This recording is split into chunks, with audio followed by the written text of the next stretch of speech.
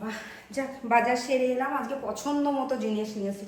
তোমরা চলে এসছো? নমস্কার, বর্তমান ঘরকন্যা একটা ব্লগ থেকে তোমাদের সবাইকে স্বাগত।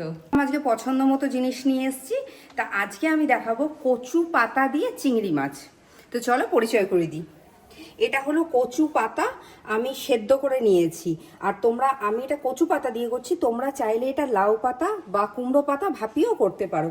সর্ষের তেল লাগছে, আর এখানে সাদা সর্ষে, কাঁচা লঙ্কা আমি বেটে নিয়েছি, আর অল্প একটু কাঁচা লঙ্কা কুচি, নুন, আর অতি অবশ্যই চিংড়ি মাছ। আর এটা হলো নারকেলের দুধ, আর কিচ্ছু না।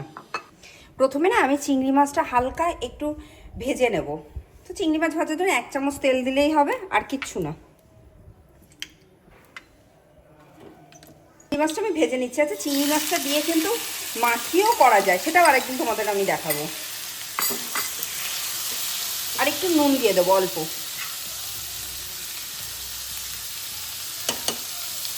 চিংড়ি মাছটা আমার কিন্তু ভাজা হয়ে গেছে, ভাজা মানে হালকা ভাজা। আর আমি কিন্তু এখানে হলুদ ব্যবহার করিনি, তোমরা চাইলে এখানে কিন্তু হলুদ দিতে পারো। তো চলো, চিংড়ি মাছটা ভাজা হয়ে গেছে, এবার নামিয়ে নিয়ে ফিরে আসছি। আর একটু আমি সর্ষের তেল দেবো, ওই 1 চামচের মতনই।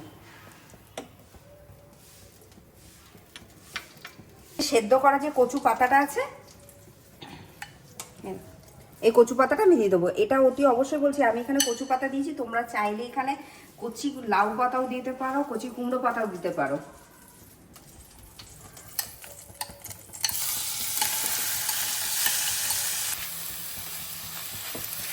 শাকটা কিন্তু একটুখানি ভাজবো, ঠিক আছে, হালকা, বেশি নয়।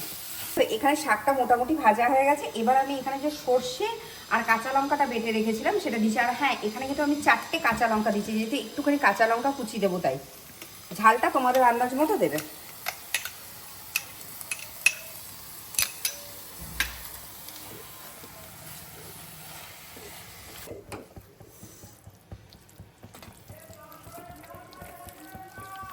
বেশি নাড়াঘাটা করা যায় না, নাড়াঘাটা বলতে মানে যাতে তেতো না হয়ে যায়। এবার আমি নারকেলের দুধটা দিয়ে দিচ্ছি এখানে,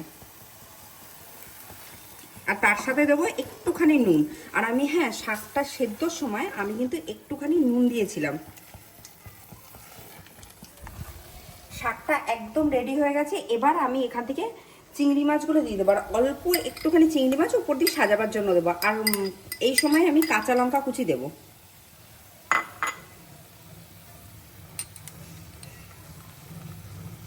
এটা কিন্তু একটু ঝালঝাল খাবার হয়, তোমরা চাইলে কাঁচা লঙ্কাটা দিতেও পারো, নাও দিতে পারো। রান্নাটা একদম হয়ে গেছে, দেখো তেল ছেড়ে দিয়েছে। এবার আমি পরিবেশন করে তোমাদের কাছে ফিরে আসছি। তো চলো, তৈরি হয়ে গেছে আজকে আমাদের কচু পাতা চিংড়ি মাছ। তৈরি হয়ে গেছে আজকে, দেখলে তোমরা, কচু পাতায় চিংড়ি মাছ। তোমরা অতি অবশ্যই এই রান্নাটা ট্রাই করো বাড়িতে, গরম ভাতের সাথে দারুণ লাগবে খেতে। আর আজকের ভিডিওটা কেমন লাগলো তোমরা আমাকে কমেন্ট করে জানিও।